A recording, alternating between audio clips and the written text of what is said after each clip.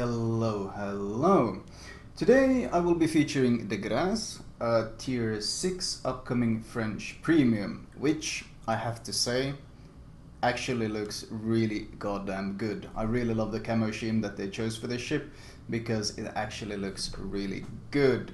But worth mentioning, this is still a work in progress, meaning probably the gameplay and the stats are both subject to change, as we have seen in the past, so you shouldn't assume the stats are necessarily final.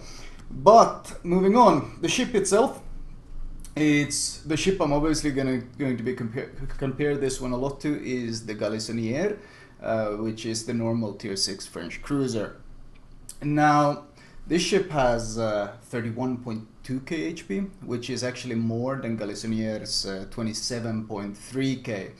At first glance, I wondered why they gave it almost 4k more health, but then when I actually compared the sizes, it's pretty obvious that this ship is quite a bit larger than the Galissonnière, and especially the superstructure is a lot larger.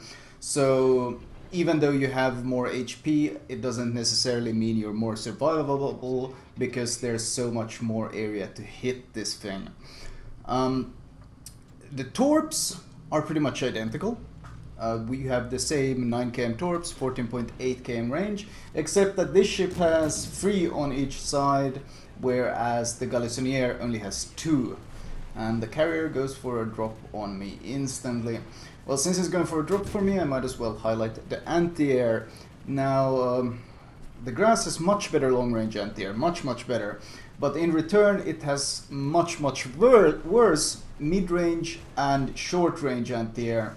So while you will be significantly stronger than the Galissonnière at long ranges, at these close ranges where it might shoot down more planes, you don't really have much of an impact because, well, the short and mid-range suffer in return. And this is a pretty okay trade.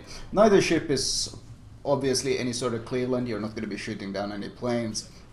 The Galissonnière does turn tighter and it has slightly better rudder shift. But in return it has to give up a lot of speed, which the Grasse does not. In fact, the Grasse does 33.5, whereas the Galissonnière only does 31. And this is of course especially important on these French cruisers that benefit from the 15% speed boost, and when you already have a higher base speed, well, obviously you gain more out of it since it's percentage based. So that's a pretty big difference in speed. Now, the concealment on both is 12.9. With Concealment Expert and of course the camo, you reach 11.4, which is pretty nice. But then we get to something that pretty much annoys me, and honestly the reason for the title of this commentary to begin with. The guns on the ship are practically identical to the Galissonnières. In fact, the only difference is that these are the 1936 edition, whereas the Galissonnière has the 1930. What this means, though, is that the guns behave identically. 152mm guns, they have the same fire chance, same velocity. This ship does have 300 meters more range, but, well, 300 meters, it's always an advantage, but it's not really the end of the world. What does bother me is that this ship, with the same turret traverse, same amount of turrets, same everything, has a 7.5 second reload, whereas the Galissonnière only has a 10-second reload. Now, for those that watch my channel might have noticed that I made a first impression / preview of the Galissonnière back when it had also had a 7.5 second reload. In fact, I highlighted how much I enjoyed the ship, and I thought it was fit really well into tier 6. It was a really strong and fun ship, and it wasn't quite as powerful as the Budionni, which still had better gun characteristics, but I thought it was a really good ship. Let's pretend this didn't happen. You're hallucinating. I did in fact not ground. So I thought it was really good, but then just before the release of the French line, Wargaming announced that they are nerfing the guns on the Galissonnière. From 7.5 seconds, they nerfed them to 10 seconds. So obviously this baffled me a bit, like, why are you nerfing the guns this heavily? This is like a massive nerf. This is a 33% nerf in DPM. Like, why are you doing this? And then the news of this premium came out, and this premium has, of course, the 7.5 second reload. So what it looks like, and it's very hard to shake this impression, is that, well, they've wanted to make a way to make this ship stand out. So they nerfed the Galissonnière to 10 second reload from 7.5, and now they've introduced this the Grasse that has the 7.5 second reload instead. And honestly, that does leave a pretty sour taste in my mouth, because it just seems so scummy to me. I'm sorry, I can't really call it any other way. The nerf didn't make that much sense, because I mean, if you're gonna nerf that ship, then why aren't you nerfing the Budionni, which has better range, better velocity, all these things, while it has an 8 second reload? Why aren't you nerfing that ship? But they nerfed the Grasse, and they nerfed the Galissonnière, and now here comes the Grasse, which has pretty much the pre-nerf Galissonnière guns on it.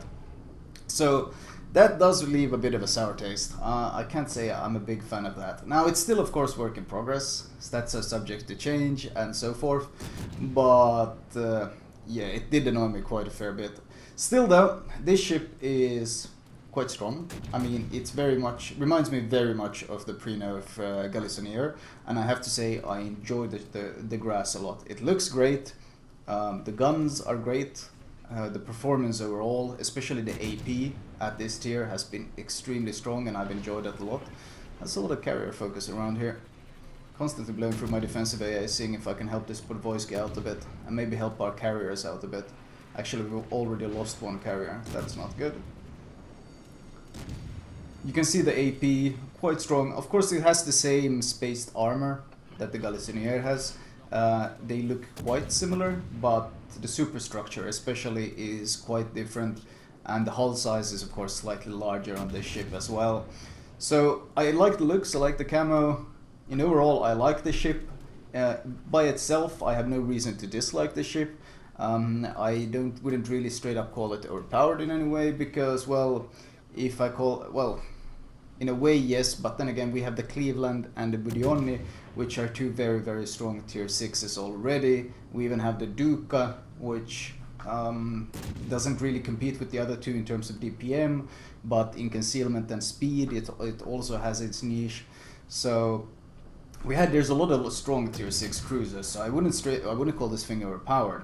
It's just that the comparison with the Galissonnière, with the one being nerfed right before release, it does leave a bit of a, really? Did you really just do this? I'm aiming a bit too high on this. Now, especially low tiers where people tend to give you a lot of broadside, this AP is very strong. That is if I knew how to aim and I wasn't aiming so damn high all the time. Then I could actually citadel this guy. A lot of torps coming this way.